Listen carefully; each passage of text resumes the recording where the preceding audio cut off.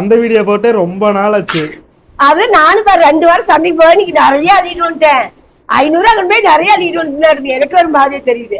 சரி, என்னென்ன விலைன்னு அப்படியே சொல்லுமா பாப்போம். விலையில பரவாயில்லையே தான் இருக்குது. கண்ணே முளவு கழிக்கிற கண்ணே கட்டு 10 ரூபா சாமி.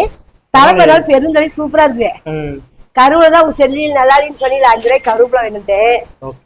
முறைக்கீரை 10 ரூபா. இது உனக்கு கிடைக்கிறதே இல்லைங்க. அதான் போதுமா ஒரு கட்டே போதுமா நிறைய செலுத்திக்க முடியாது. அது உனக்கு 10 ரூபா. சிறுகீரை கடையிலானே அது ஒரு 10 ரூபான்னு ஒரு கட்டு வேணுது. கீரையா நீ தள்ளிட்டு கீரையால வாங்கிட்டு. தக்காளி பாரு சூப்பர். தக்காளி 70 ரூபாய்க்கு வந்து கிடைக்கலோ. 70 ரூபாயம்மா. உங்க ஊர்ல என்ன விலைன்னு விக்குன்னு சொல்லுங்க, நாங்களும் தெரிஞ்சுக்கிறோம். புதினா 10 ரூபா. எல்லாம் பாரு எவ்வளவு கீரை பாரு.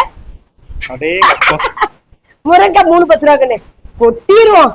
அதுக்குள்ள ஓடுவோம் உருண்டிட்டு ஓடும். பழமெல்லாம் வடமிளகா பச்சை மிளகா 10 ரூபாய்க்குன்னு. எல்லாமே கூறாமா?